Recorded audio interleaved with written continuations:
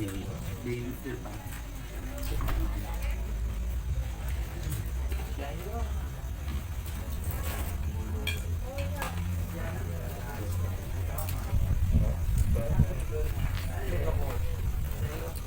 Assalamualaikum warahmatullahi wabarakatuh.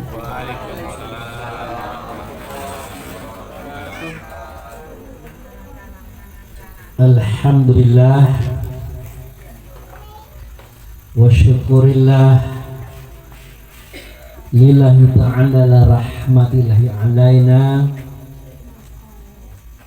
aina fi zallaili hadarna fazal bait insyaallah rahmatullahu alaina wa ala nabil karim Muhammad sallallahu alaihi wasallam. Hayya salimu alaihi Allahumma sholli ala sayyidina Muhammad wa ala ali sayyidina Muhammad. Amma ba'd. Yang saya hormati Bapak Kepala Kelurahan atau yang mewakilinya, yang saya hormati Bapak Ketua RT, yang saya hormati para pemuka masyarakat, kaum ulama cerdik pada di dalam negeri, yang saya hormati Pak Imam Khotib Bilal Gharib, yang saya hormati bapak-bapak, ibu-ibu, saudara-saudari, wabil khusus saudara kita yang hari ini sedang tertimpa musibah. Kita banyak bersyukur kepada Allah, dengan anugerahnya kita diberi kesehatan dan kekuatan, sehingga dengan itu kita dapat hadir dan datang di rumah saudara kita ini dalam rangka memberikan si tawar dan si dingin atau semacam hiburan batin kepada beliau-beliau ini. Sebagaimana kita ketahui, telah berpulang ke hadirnya Allah putra beliau yang bernama Safila Ghanim Hakim bin Rahman Sudaryanto pada usia 4 bulan. Jadi walaupun tidak diceritakan, sudah bisa kita bayangkan kesedihan itu. Kemudian keadaan ikutan kita Nabi Muhammad Rasulullah Sallallahu Alaihi Wasallam, kita menyatakan sholawat Allahumma sholli ala Sayyidina Muhammad wa ala ali Sayyidina Muhammad. Amma ba'd.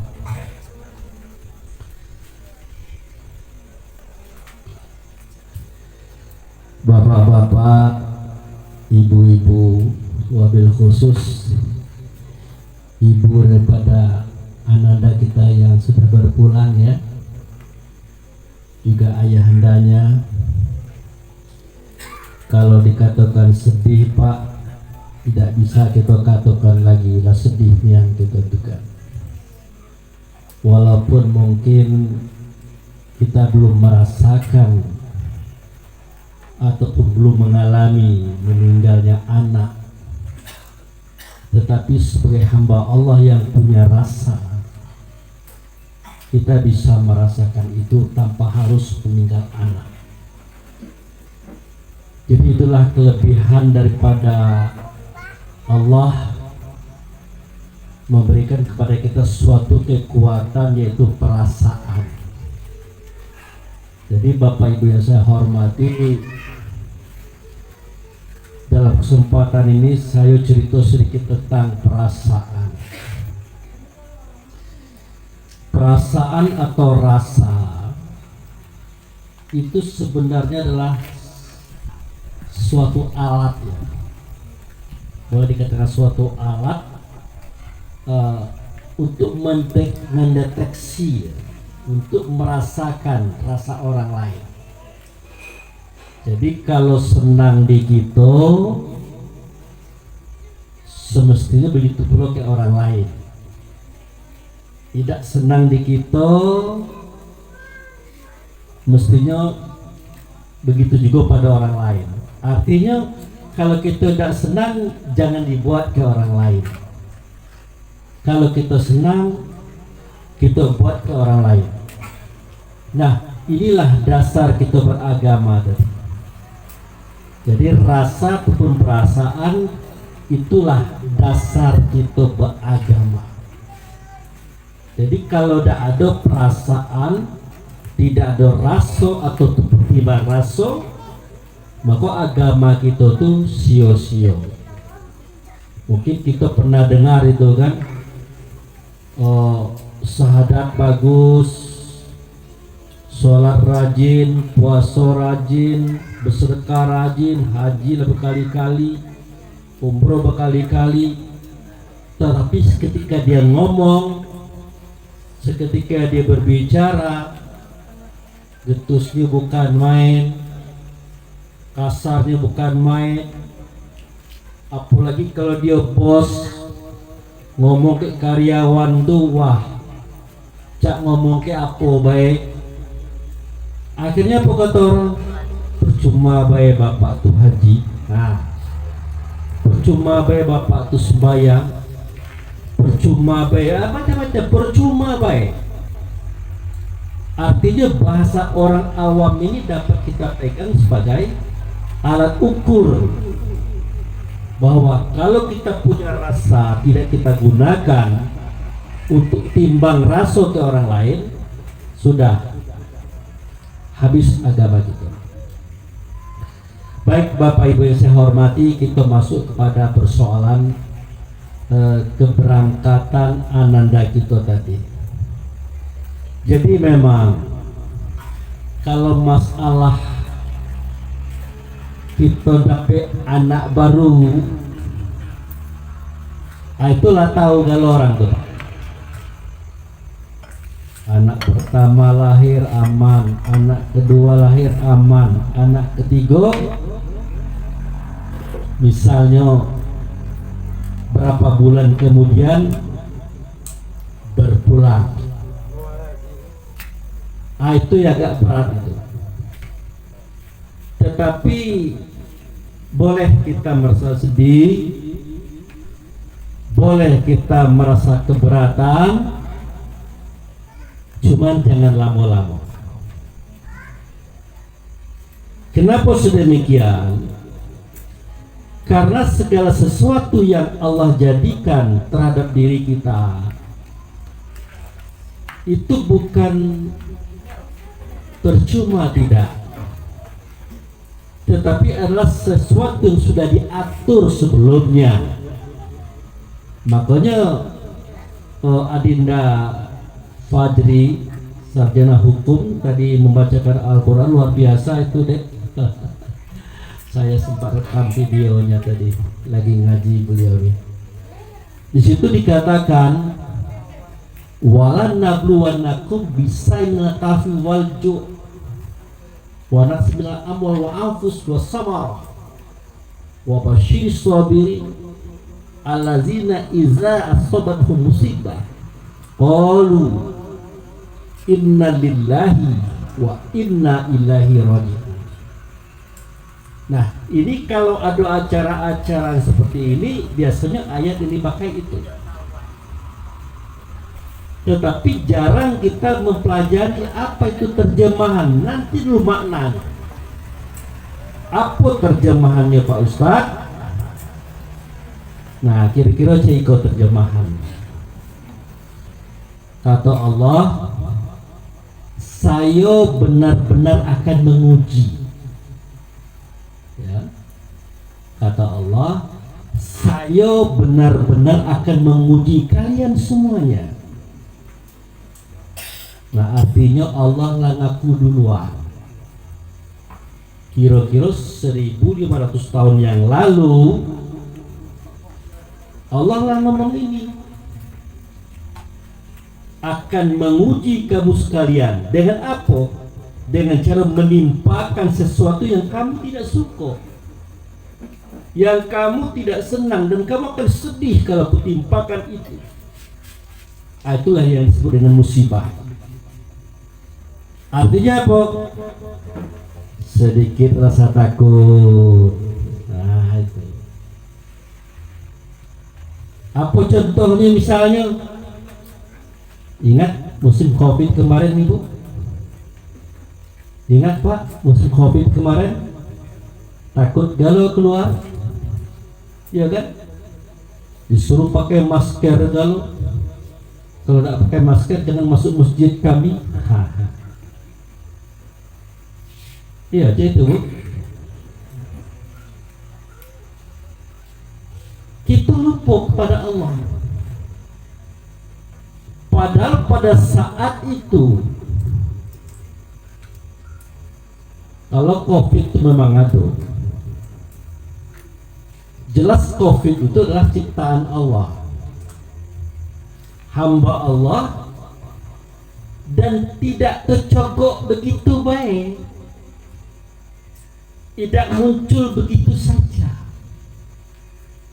Tetapi Allah lah yang memunculkannya melalui orang-orang yang tukang bueknya tuh.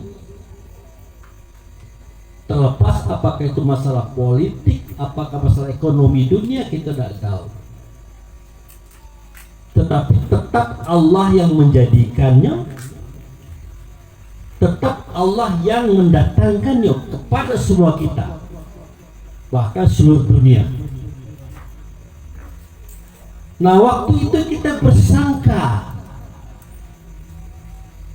bahwa COVID ini akan menggigit semua orang, akan menyerang semua orang, tak pandang bulu. Iya Pak. Padahal Allah itu punya manajemen, punya peraturan. Tidak mungkin Allah menciptakan COVID tadi dilepaskan, terserah kamu nak gigit siapa baik gigitlah. Yang penting kamu gigit mati, kamu gigit mati. Tidak ada itu. Dia itu adalah pembawa bala, pembawa petaka. Orang-orang yang bakal digigit COVID itu sudah ada orang itu. Sudah ada orang itu Pak. Makanya pada waktu musim COVID itu, saya tetap keliling mendatangi sanak-sanak yang tidak berani keluar rumah. Ada yang meninggal dunia, ada pacak ngurusnya, kita urus. Sampai-sampai ada yang menyumpah gitu Pak, minta-minta bapak itu kena COVID. Sampai itu marahnya orang. Padahal saya tidak meremehkan itu. Kenapa demikian? Aku benar-benar akan menimpakan kepada kamu sedikit rasa takut di antaranya COVID. Artinya Allah itu sudah punya catatan. Orang-orang yang bakal digigit COVID itu sudah punya catatan. Tapi Pak Ustaz kan kita tidak tahu yang mana yang digigit. Artinya kita perlu waspada. Betul. Waspada itu wajib hukumnya. Kalau kata orang jangan keluar dulu.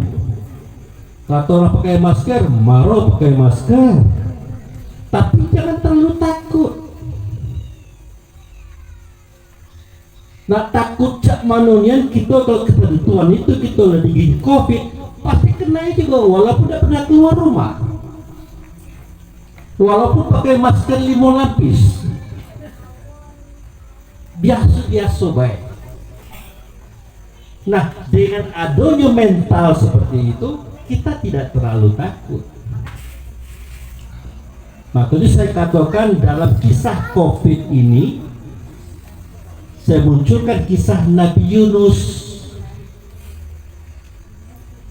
Jadi nanti kita cerita sampai ke cerita tentang kematian ya. Nah, Nabi Yunus itu satu-satunya nabi, Pak. Mungkin kalau Bapak Ibu baca sejarah nabi, rata-rata nabinya selamat, kaumnya kena azab. Iya kan Pak? Iya. Tapi Nabi Yunus ini unik. Kaumnya selamat, nabinya kena azab.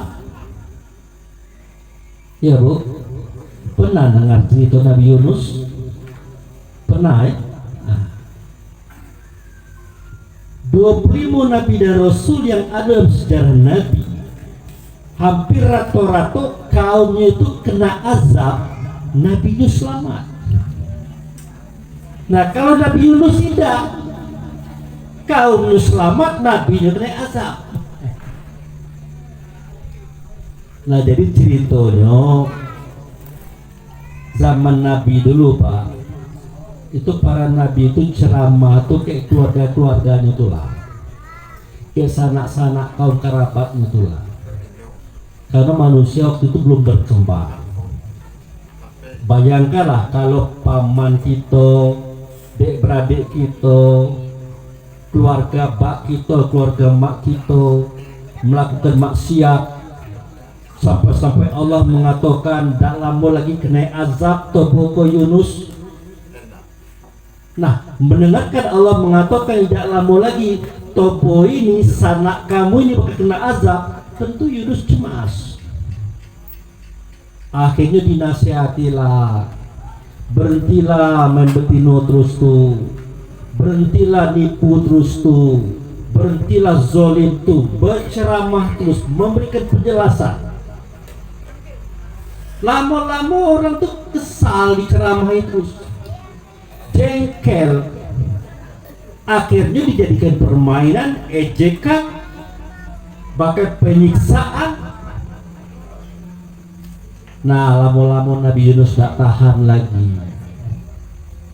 Kata Nabi Yunus, ya Allah, kalau ini caranya tidak tahan lagi saya ceramah ini, tidak tahan lagi saya menyampaikan dakwah ini. Apa tiap saya menyampaikan saya dimain-mainkan, dicaci maki, disakiti.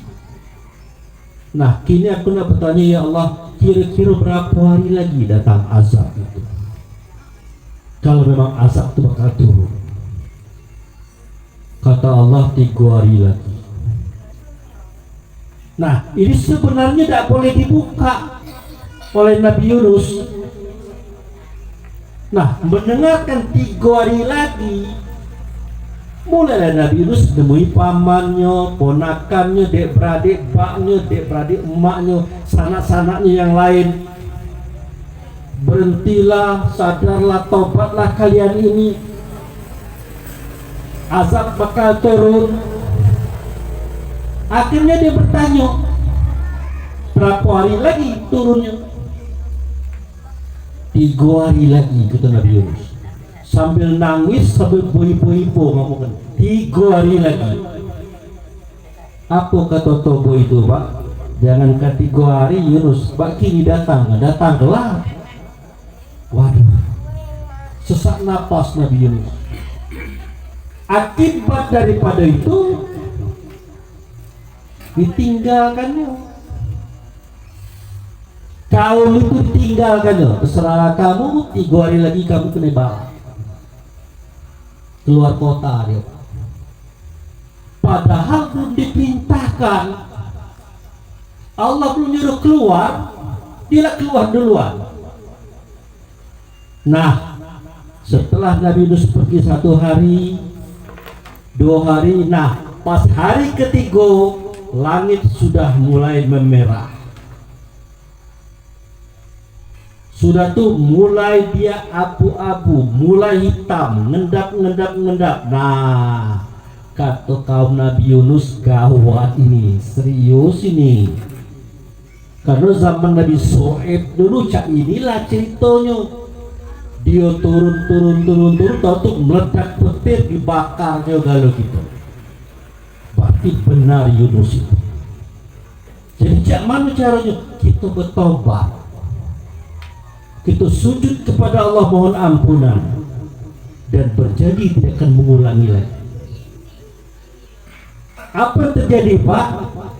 Setelah kaum itu bersujud bertobat kepada Allah, maka langit yang berwarna hitam kembali abu-abu, abu-abu kembali merah, merah putih dan terang kembali.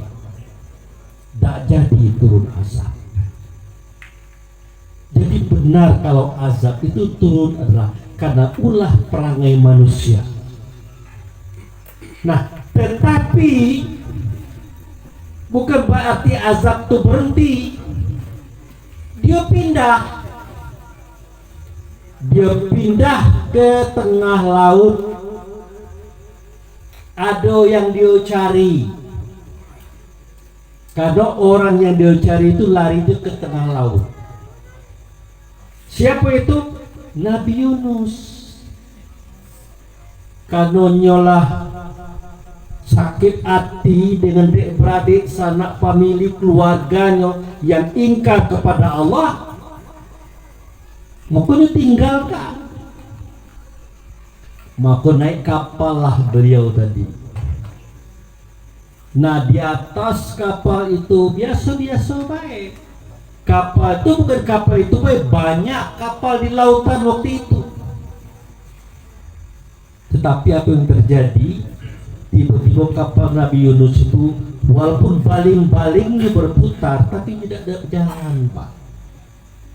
Ombak besar, hujan kencang, angin berputar-putar. Nah, bukan kapal itu baik.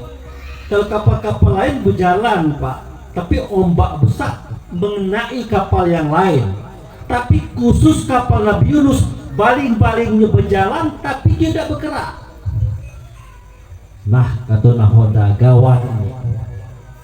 Selama aku jadi nahoda belum pernah mengalami pengalaman yang seperti ini. Akhirnya tengok ke bawah.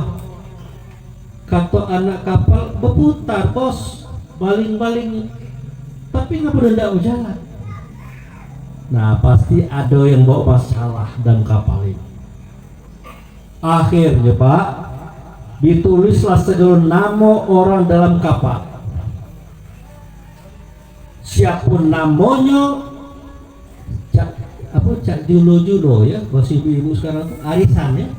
Namanya ditulis atas kertas, digulung-gulung masuk dalam kaleng, dikacak-kacak, diguncang-guncang, dicabut. Siapa namanya tercabut, diceburkan ke laut. Nah, pas dikuncang pertama kali dicabut, tercabut nama Nabi Yunus. Nah, nahoda tidak percaya. Yunus ini orangnya baik, ramah, wajahnya putih, sopan santun, tidak mungkin ini bawa masalah bapak ini. Ulang lagi, dikacap lagi, cabut, keluar lagi namanya. Kata Nabi Yunus, Pak, lemparkan bela saya Pak, saya pola yang bawa masalah. Tidaklah Pak, tak percaya kami, Bapak tuh orang baik, tidak mungkin. Tapi Pak, sekali lagi Pak, kalau keluar nama saya, tolong lemparkan saya ke laut. Ayo Pak, kalau sekali keluar nama Bapak, kami lemparkan ke laut. Akhirnya Pak, dikocok lagi, cabut. Keluar nama beliau, Yunus. Nah, apa boleh buat Bapak atau nahoda tadi? Bapak harus kami buang ke laut, harus kami ceburkan ke laut. Akhirnya Pak, diceburkanlah ke laut.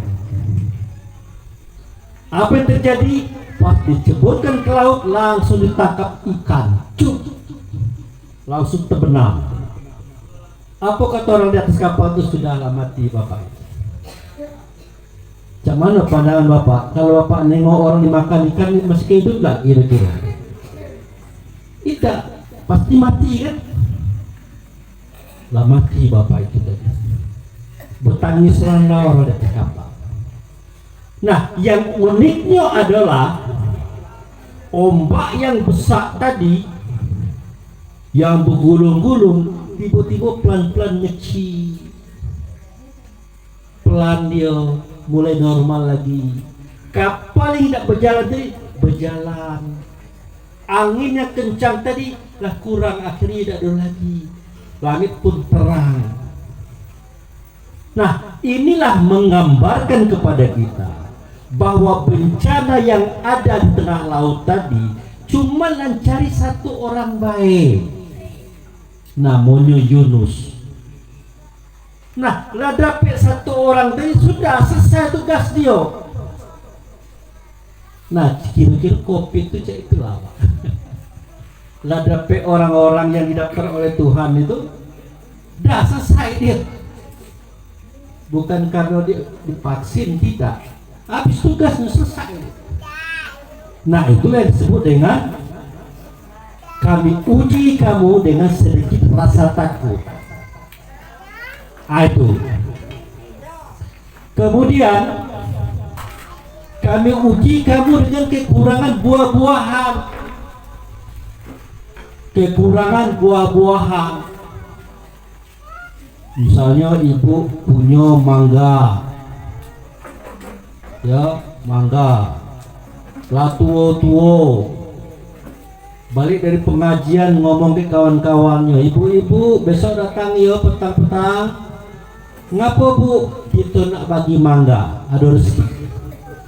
Larianglah kawan-kawan lo. Wah, ibu kita, ustazah kita nak bagi-bagi mangga besok sore. Ngomongnya tuh siang, tahu-tahu pas paginya ibu ustazah nengok batang mangga tuh, ladanya lagi buahnya pak, tinggal yang kutut-kutut tuh, yang tua-tua, yang kuning-kuning itulah habis kan lo. Kemana habisnya? Dikarungi kawan lah, iya bu ya. Nah, waktu itu ustazah tidak marah, tidak jengkel, walaupun dia sudah berjanji dengan kawan-kawan. Kenapa ustazah tidak jengkel? Karena ustazah tahu bahwa yang mengambil mangga itu adalah Allah, tetapi melalui para pencuri. Intinya itulah kerjanya Allah untuk menguji ibu ustazah, yakin tak dia dengan ilmunya, yakin tak dia dengan kepercayaannya. Ternyata benar. Maaf dan ibu-ibu, ternyata belum rezeki ibu-ibu, belum rezeki saya juga. Ngapa malam tadi mangga saya diambil oleh Allah kembali. Nah, mana Allah manjatnya pak? Bu, ada pula bertanya seperti itu. Ya bukan saya itu ceritanya. Allah menggunakan para pencuri. Nah, pencuri itulah yang diizinkan oleh Allah untuk ngambil mangga saya malam tadi. Sehingga tidak ada orang yang tahu dia ngambil itu. Bayangkan, tinggal putihnya kalau rapinya dia ngambil. Itu sebenarnya kekurangan buah-buahan. Atau kita nanam padi, lah bernasnya tinggal ngetam, kata orang itu selatan, tinggal nyapit, tahu-tahu ada banjir bandang, habis. Karena yang punya sawah ini adalah orang yang beriman, beramal soleh, no problem. Tahu persis dia persoalannya. bahwa Allah lah yang menghabiskan semua padi-padi yang bernas yang siap diketam beberapa hari lagi. Melalui apa? Melalui bandang, melalui banjir tadi. Tapi bagi mereka yang tidak sampai ke situ ilmunya, nangis dia, menyesali dia, ngutuk dia, kurang ajar yang banjir. Ada tulah berkarung-karung bre gitu. Gara-gara banjir lah, mulai ngecekkan banjir. Lupa ke Tuhan bahwa segala sesuatu di alam semesta ini ada yang menggerakkannya, namanya Allah. Dia lupa. Itu. Kemudian ada lagi ceritanya kekurangan harta benda. Itu yang dibacakan oleh Adinda kita tadi. Kata bapak ngecek ke bininya, Bu, tolong ya, mobil kok kredit kok, jangan dikasih ke anak bujang gitu kuncinya. Jadilah dia pakai mobil biasa tuh baik.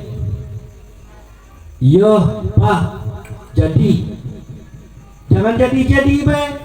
Ingat, jangan dikasihkan kunci ke anak bujang gitu. Kelak dipakainya kelak belum terjadi lah tergores 10 mobil nih. Namanya anak muda. Ayolah Pak, saya akan berikan kunci kepada anak kita. Nah, tahu-tahu bapak pergi ke kantor, datang anak bujang.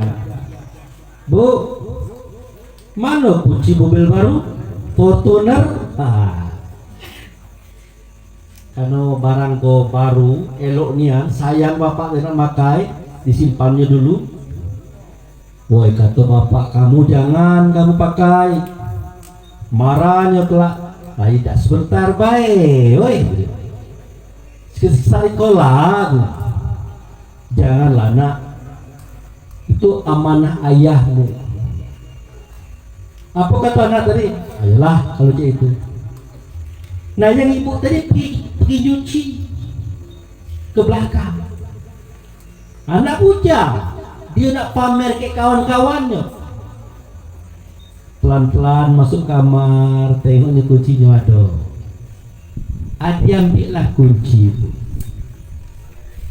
dipakaikan mobil starter hidup, dibawa mobil keliling-keliling, dibawa kalau kawan-kawan. Nah, dibawa kalau ya namanya anak muda, beriang-riang dia di jalan yang lancar, yang mulus, kencangan. Tahu-tahu tabrakan mobil itu. Untunglah tabrakan itu bukan kayak mobil lain, nabrak tembok, mobil hancur, orangnya mati kan. Pas bapak balik dengan informasi mobilnya hancur, anaknya meninggal, beberapa teman dalamnya pun meninggal, bapak ngamuk-ngamuk mencari ibu. Pas nak marah ibu, tato ibu lah pingsan. Kata bapak, ndo lo mau ini. Akhirnya disadarkan oleh Pak Ustaz, Pak sabar Pak, bapak jangan marahkan ibu, bapak jangan panik. Nah disadarkan bapak itu, ditenangkan dia. Nah, pokoknya bapak, mayat anak bapak kita bawa, kita selenggarakan mobil, kita tarik dulu ke DLR situ, kita antar ke situ, kelak lagi hijaukan mobil, pokoknya jenazah ini kita selesaikan dulu. Nah tetangga ini pintar, dia panggillah ustadz yang bisa menceritakan hal ini. Diceritakanlah di situ. Jadi tetangga tidak usah menasihati yang terkena musibah itu, dipanggil ustadz yang tahu cerita itu. Nah berceritalah ustadz itu. Apa kata ustadz itu? Mobil itu adalah milik Allah. yang Allah berikan kepada bapak hanya hitungan hari saja. Berarti bapak kau punya mobil 3 hari baik, cuman itu kehendak Allah dan sononya begitu. Kemudian dihancurkan. Nah, itu juga nyawa anak bapak. Ketetapan waktunya sudah ada, ruang kejadiannya sudah jelas, dan bagaimana kejadiannya sudah ditentukan oleh Tuhan. Jadi kita kembalikan semua itu kepada Allah. Jangankan anak kita, jangankan kawan kita kok jangannya sebentar lagi landak puluh kecil. Akhirnya bapak tadi sadar, astagfirullahaladzim, astagfirullahaladzim, astagfirullahaladzim. Terima kasih Pak Ustaz yang sudah memberikan gambaran kepada kami. Berarti Pak Ustaz, kalau kita diuji dengan rasa takut, kekurangan harta benda, bahkan kekurangan nyawa, itu Allah dah ngatur. Iya, makanya setiap kejadian musibah, ayatnya itu tadi surat Al-Baqarah yang dibaca oleh Dinda tadi. Aku benar-benar akan menimpakan kepada kamu sesuatu yang disebut dengan musibah. Kalau aku benar-benar itu artinya Tuhan lah, Tuhan kerja itu. Mangga hilang malam, yang ambilnya Tuhan, tetapi melalui tukang maling. Mobil nabrak tembok, yang menabrakkan adalah Allah itu sendiri, tapi melalui anak ini merangkap kematian. Cak itu. Nah, begitu pula dengan ananda kita yang hari ini berusia 4 bulan dipanggil oleh Allah Subhanahu wa Ta'ala. Kenapa sedemikian? Itu ada 2 maknanya, Pak. Makna pertama adalah setiap kita kok bakal meninggal kalau percaya, Pak. Percaya, Pak? Percaya, Bu? Setelah habis masa hidup kita, roh mengeluarkan tubuh kembali kepada Tuhan. Datang kiamat, ditegakkan pengadilan, semua kita diadili. Pasti itu. Nah, cak mana dengan anak kita yang umur 4 bulan, diadili atau tidak? Jawabnya tidak. Dia adalah penghulu surga, ahli surga, ada di surga. Nah, sewaktu dalam surga dia dengar berita bahwa dunia sudah kiamat, pengadilan sudah dibuka, yang nyutanya adalah bak maknya. Mana bak mak saya? Mana bak mak saya? Nah, saya nak keluar dulu, malaikat Ridwan nak nengok bak mak saya. Kata malaikat Ridwan, jangan, belum ada perintah. Dah, pokoknya saya nak keluar. Ya, malaikat kan yang dilawannya anak kecil, beribut, pacar ribut dia. Nah, jadi kata Allah, ngapu Ridwan, ngapu anak tu ribut, nak keluar ya Allah. Apa alasannya? Nak nengok bak maknya. Udah, biarlah nya keluar. Tahu-tahu dia tengok bak maknya dalam pengadilan. Dosa memang banyak, tapi pahala banyak pula. Itu dosanya 90, dosanya 100, pahalanya 99. Berarti lebih sebuah. Ya, dosanya 99, pahalanya 100, berarti beruntung sebuah. Kata malaikat, ini cak mana nih ya Allah? Kalau terbalik saya tadi, dosanya 100, pahalanya 99. Kata kata malaikat ini ada dosa itu semua. Jak mana ya Allah? Ya pokoknya kalau ada dosa ini semua pun lemparkan ke neraka. Akhirnya apa yang terjadi? Seketika bak maknya diseret oleh malaikat Zabania. Kata anaknya, keluar kedai, stop, jangan dibawa bak mak saya. Ngapo nak? Ikut bak mak saya, jangan dibawa. Tapi bak mak kamu ini berdosa. Walaupun dia taat sholat, taat puasa, berzakat, berinfak haji, tapi ada sebuah dosanya, dia harus masuk neraka. Pokoknya tidak boleh. Akhirnya bertarik-tariklah dengan malaikat Malik. Malaikat Malik nak bawa bak maknya ke neraka, anakku melarang. Ngancam dia, kalau kalian bawa bak mak saya ke dalam neraka, saya masuk ke neraka. Bayangkan, ahli surga kalau masuk neraka Pak, padam apinya Pak. Rusak kerja Tuhan akhirnya. Kan program Allah kan ciptakan neraka itu kan untuk bakar orang, untuk mengazab orang. Tahu-tahu ada anak ahli neraka apa ahli surga masuk, padam dia. Gawat kata malaikat Zabaniyah ini. Kalau anak kecil kau nekat nak masuk neraka bro, melapor kepada Allah. Bagaimana ini? Jak mana ceritanya ini? Apa kata anak itu? Katanya kalau bak maknya dibawa ke neraka, dia nak masuk neraka juga. Kan padam apinya. Udahlah malaikat Malik, kasihkanlah bak maknya dekat anaknya. Pindahkan itu surga. Akhirnya dibawalah bapak emaknya ke dalam surga oleh karena anaknya tadi. Itu Pak, kalau kita punya anak yang tidak berdosa ya, itu istimewanya.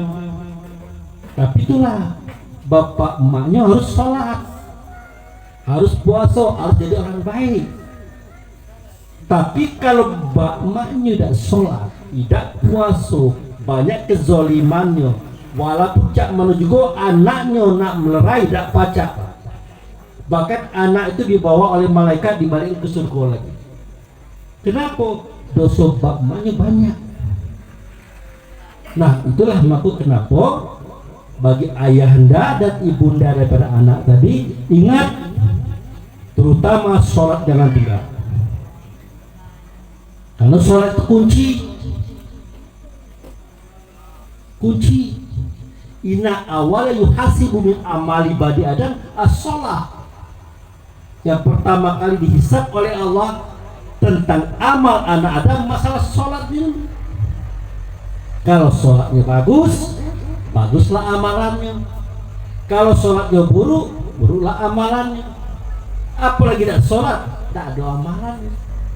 Padahal kita orang baik, orang menikah kita datang, orang beralek menikahkan anak kita datang, orang kematian kita datang, ada sedikit kita bagi, baik kita. Oleh karena kita tidak sholat, maka nilai-nilai ibadah kita, nilai-nilai amalan kita dianggap oleh Allah nol.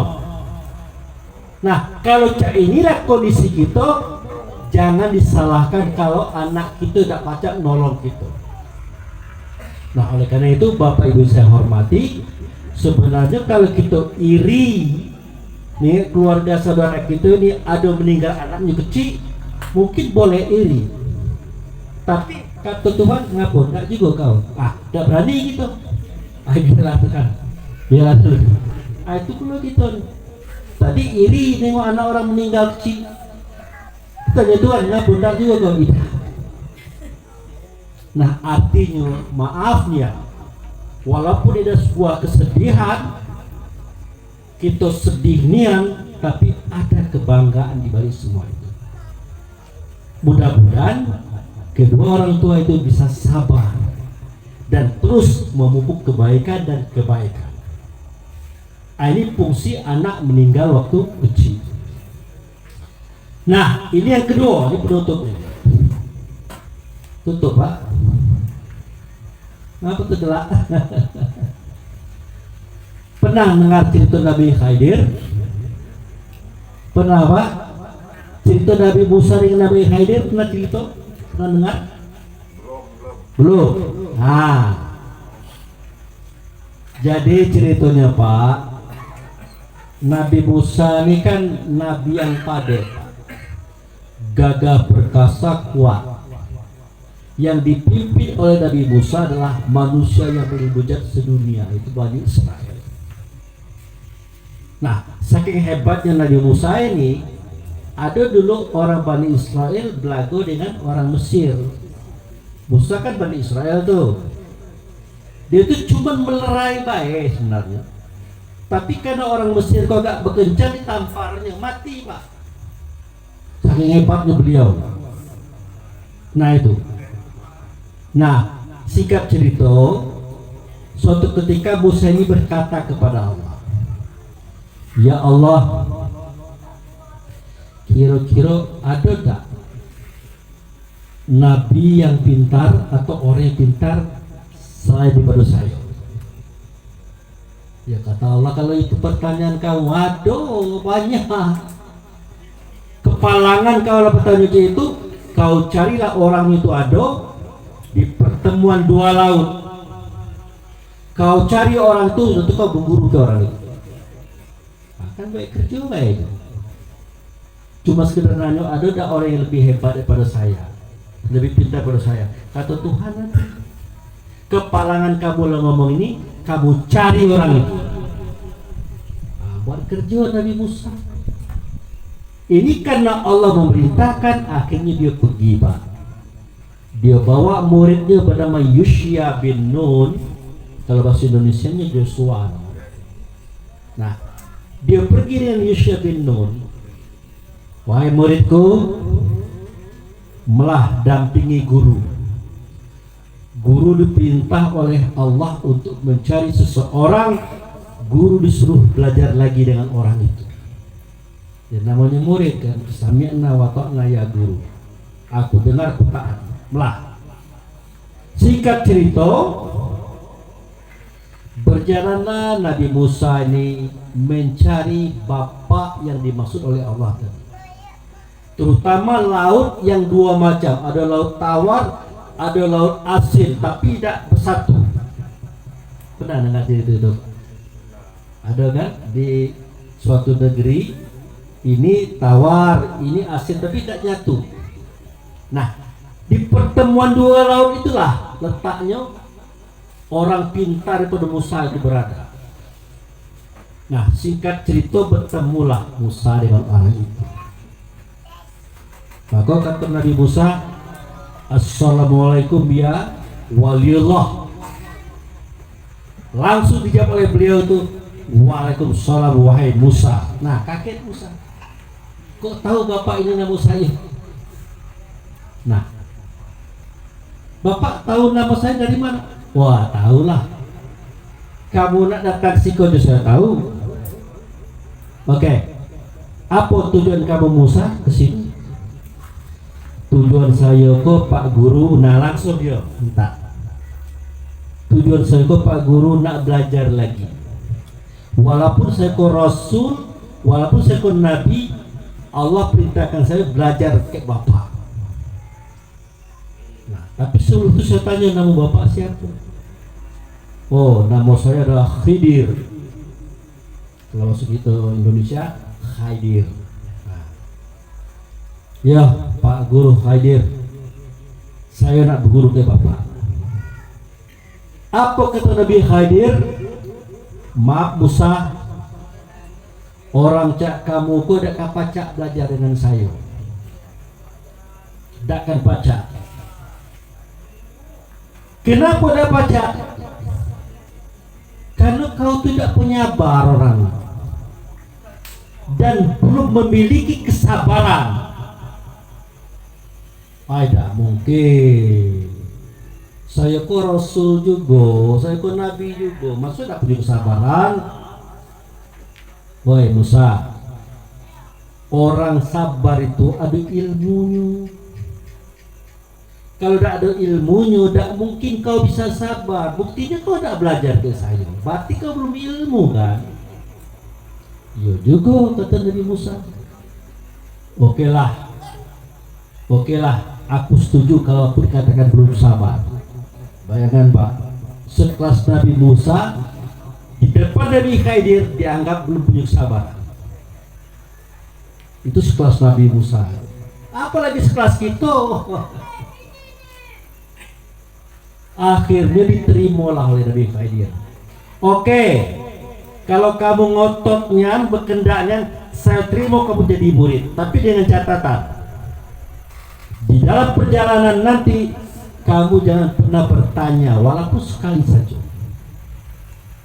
Apa Pak Guru? Jangan bertanya, walaupun sekali saja. Cuman itu baik. Yo, gampang lah itu. Katanya tidak bertanya itu gampang. Oke. Salaman kita dari Khidir. Salaman. Udah. Singkat cerita perjalanan Nabi ke pinggir pantai. Di situ ada derbaga.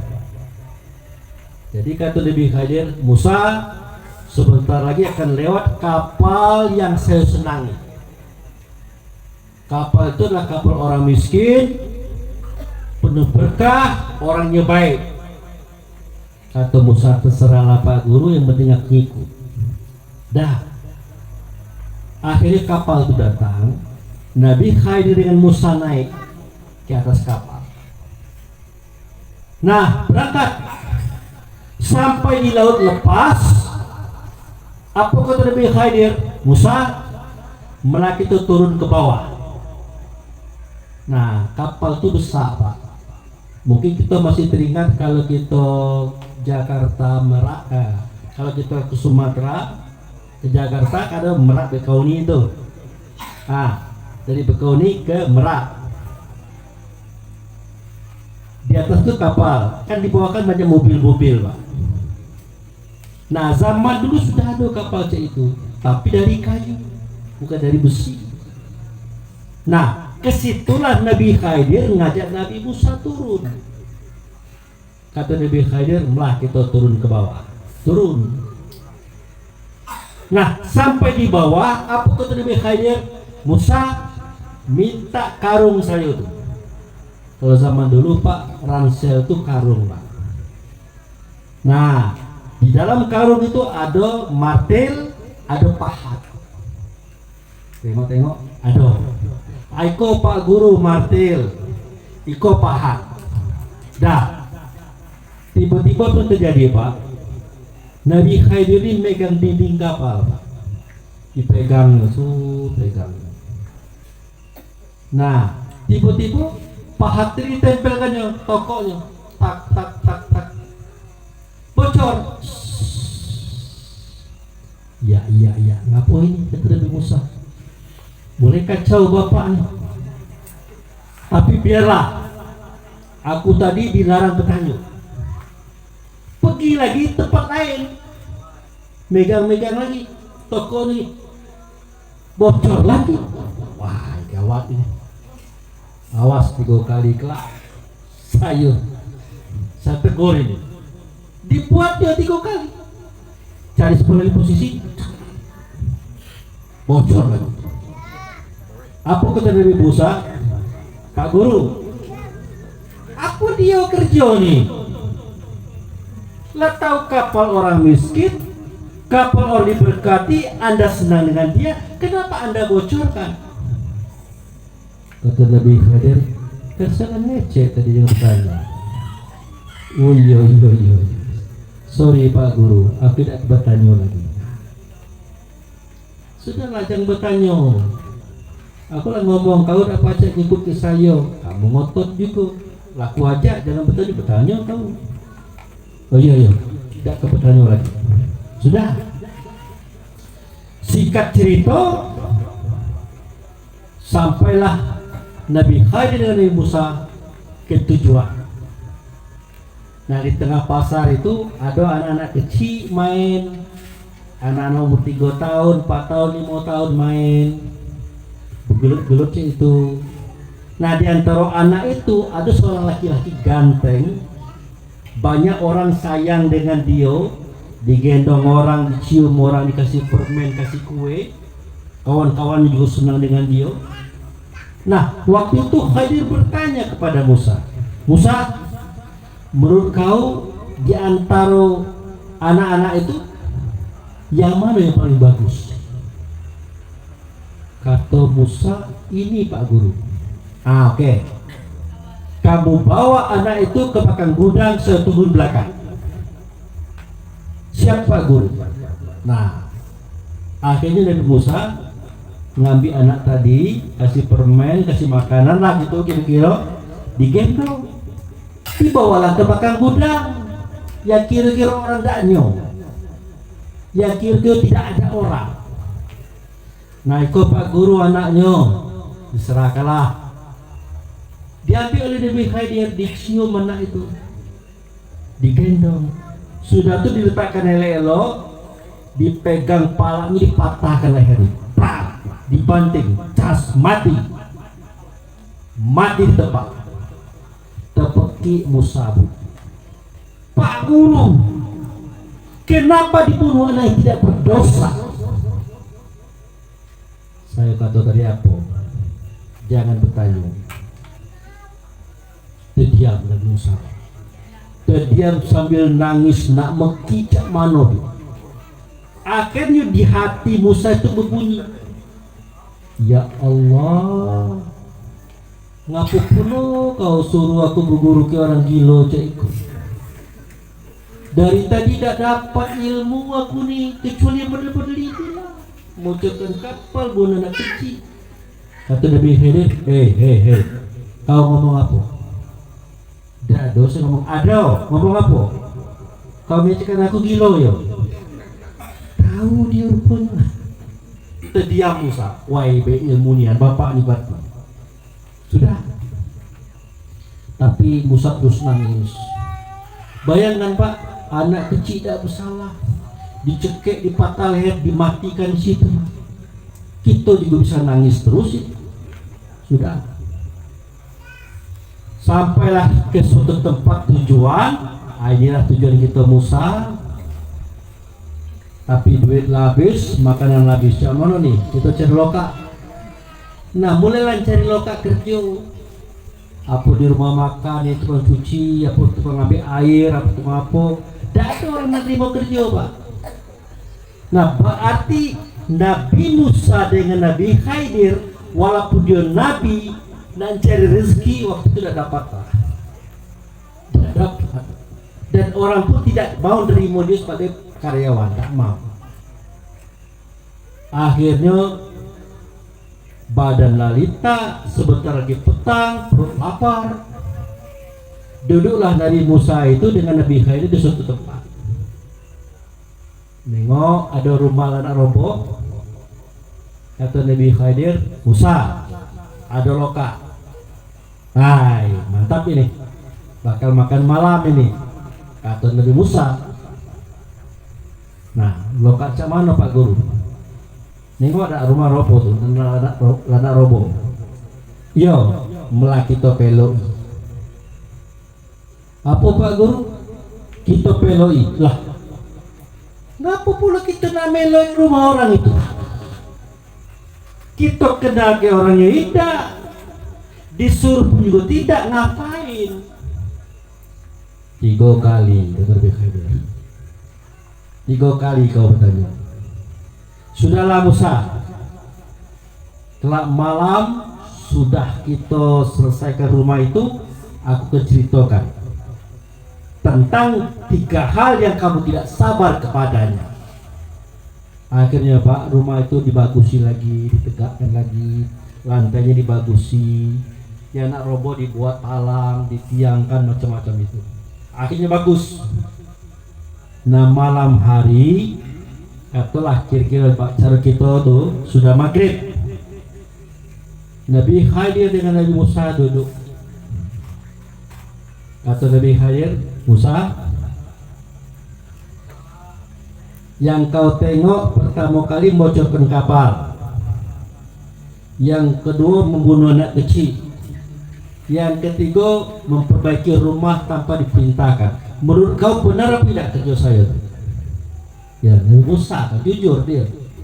Tidak ada yang benar Pak Guru. Salah kalau. Salah kalau. Salah kalau. Baik. Tidak ada berubah pendapat tuh. Tidak, mantap. Salah kalau. Oke. Akhirnya Pak Ibu diceritakan oleh Nabi Khidir, kenapa kapal dibocorkan, kenapa anak dimatikan, kenapa rumah diperbaiki. Kata Nabi Khidir, kapal yang dibocorkan itu wahai Musa, itu kapal orang miskin, orangnya baik, orangnya soleh. Nah, di situ sudah ada tim survei bajingan, tim survei bajak laut nak merampok kapal itu. Makanya aku diperintah oleh Allah membocorkan kapal tadi. Nah, dengan adanya bocor itu, mereka menganggap kapal ini tidak bisa dirampok, merugi-rugikan baik, tidak usah diambil, bocor. Akhirnya mereka tidak jadi merampas kapal itu. Yang kedua Musa, nah ini cerita dia. Ini cerita tentang anak kita nih.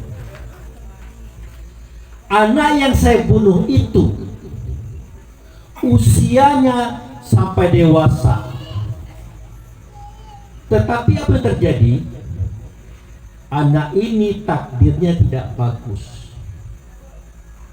Kalau nyala dewasa kelak, bujang kelak, kerjanya ngacau keluarga, merusak masyarakat, menjadi bajingan, menjadi penjahat. Di akhirat dia akan melemparkan baknya ke dalam neraka. Sementara baknya ke ustaz, emaknya ke ustazah, doanya tidak banyak, sebuah tuh. Ya Allah, satukanlah aku, istriku, anakku, dunia dan akhirat. Jangan kamu letakkan kami di dalam neraka, masuk ke dalam surgamu. Jangan terpisah-pisah. Doanya itu terus. Akhirnya Allah, zat penentu takdir, merubah semua itu. Ada caranya. Kalau memang itu kehendak kamu, anak ini harus dimatikan pada usia sebelum balik. Makanya saya bunuh. Kalau doa bak maknya minta masuk surga galau-galau, kalau tidak itu jadi bajingan, rusaklah. Itu yang kedua. Yang ketiga, rumah yang nak roboh itu adalah rumah saudagar. Padanya ada anak yatim, titipan bak maknya dulu. Di bawah rumah itu ada duit, ada emas, ada intan, ada berlian, ada perak. Kalau tidak dibagusi, diambil orang. Makanya kita peloi biar jangan sampai dia ambil orang. Terdiam Musa, Bu. Terdiam Musa, Bapak. Itu maksudnya. Artinya apa? Tidak semua keburukan penderitaan yang kita alami itu adalah buruk. Boleh jadi itulah pengalaman Nabi Musa dengan Nabi Khidir yang sedang terjadi bersama kita. Apakah itu mangga yang lengit tadi? Apakah kendaraan kita tabrak tadi? Atau anak kita yang meninggal tadi? Itulah maknanya. Jadi kita bersyukur kepada Allah yang anaknya masih lengkap, mudah-mudahan jadi anak yang soleh. Tetap kita bersyukur kepada Allah yang anaknya sudah kembali, karena bakal menjadi deposito bagi orang tua di akhirat nanti. Tapi dengan catatan orang tuanya harus mengamalkan amal soleh, harus sholat, harus berbuat baik yang baik. Nah itu ya Pak, pengajian kita sudah panjang-panjang ya Pak ya. Jadi kalau dapat duka, penderitaan, ya kerugian, kemalangan, jangan disesali. Cerita Nabi Musa ke Nabi Khidir tadi pedoman. Karena Allah itu tidak pernah nak nyiksa kita, Pak. Tidak pernah nak nyakiti kita, tidak pernah nak merugikan kita. Kadang-kadang tersiksa itu, rugi itu, kadang-kadang ulah kita juga. Bukan karena Allah.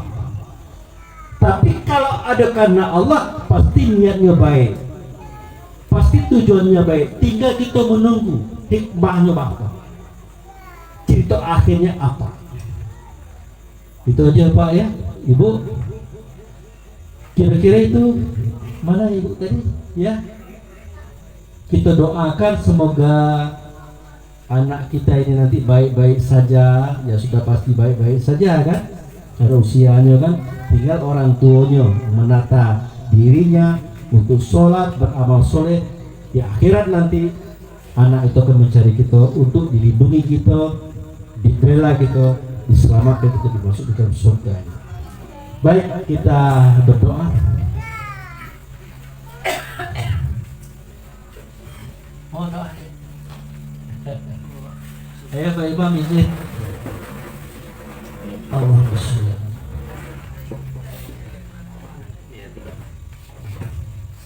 Na'udzubillahi minasyaitonir rajim.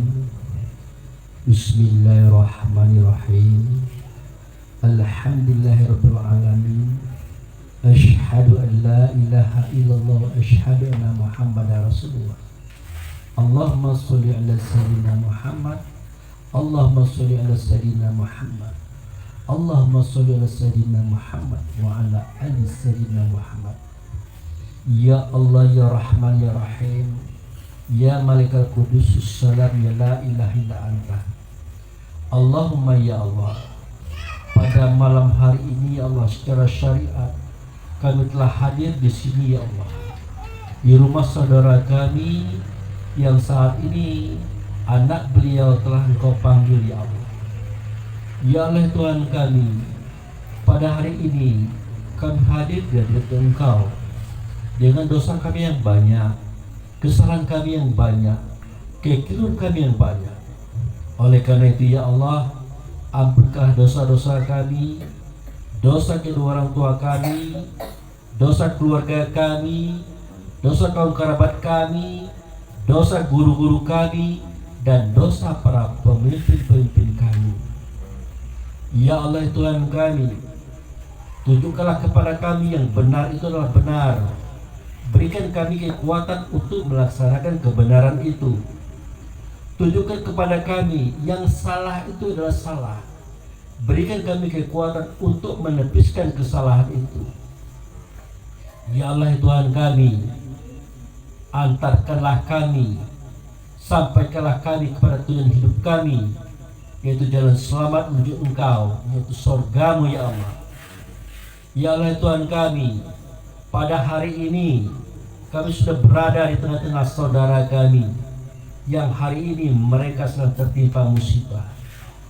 Ya Allah Tuhan kami, mengenai masalah anak kami, cucu kami, ponakan kami tidak ragu ya Allah. Beliau itu insya Allah pasti ahli surgamu. Tetapi berikanlah kesabaran pada kedua orang tuanya, saudara-saudaranya, kaum kerabatnya. Berikan ketenangan kepada mereka, berikan keyakinan kepada mereka. Apa yang kau buat adalah sesuatu yang baik, yang berhikmah di balik semua itu. Ya Allah Tuhan kami, berikanlah kepada kami pelajaran pada malam hari ini, seperti yang sudah saya sampaikan tadi. Jadikan itu pedoman bagi kami ya Allah, agar kami bisa memahami arti sebuah musibah, arti sebuah kesialan, arti sebuah kerugian. Mudah-mudahan kami jadi orang yang sabar. Rabbana fataqabbal minas sholatana wa siyamana wa takasu'ana wa tadaru'ana wa zikrina wa qira'atal qur'anuna innaka ghafurur rahim. Rabbana atina fid dunya hasanah wa fil akhirati hasanah wa qina azabannar. Rabbana subhanaka rabbil izzati amma yasifun wassalamun alal mursalin walhamdulillahi rabbil alamin. Demikian Bapak Ibu yang saya hormati, yang bisa saya sampaikan semoga bermanfaat. Lebih dan kurang jika ada salahnya saya mohon maaf. Wabillahi taufiq wal hidayah. Assalamualaikum warahmatullahi wabarakatuh.